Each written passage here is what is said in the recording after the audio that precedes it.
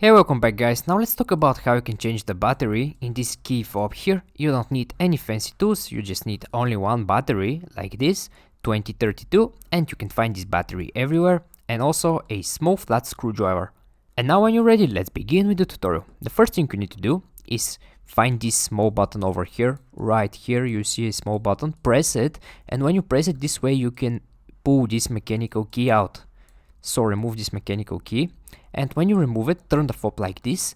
This here is the side with the buttons facing down, and we've removed the mechanical key from this position.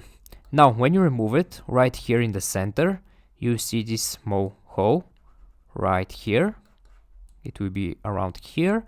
Now insert the tip of the mechanical key right here like this, and twist it a little bit and push, and this here is the back piece. This way you'll be able to separate this fob into two pieces. So push and remove this back piece over here.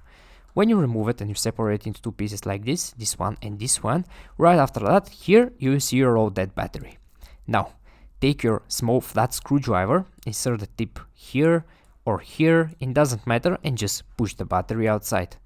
When you remove the battery, here in the same place, just insert your new battery, and also make sure it's with the negative side facing up. This step here is very important. Now when you insert your new battery over here, take these two pieces again, this one and this one, make sure you align them perfectly like this, all corners to match perfectly, and right after that snap them together. When you snap them together like this, take your mechanical key and put it back inside the fob, just like in the beginning here. And right after that, your key will be ready. You don't need to do anything else after that. It will just work fine. Okay guys, I hope you find this video useful and take care.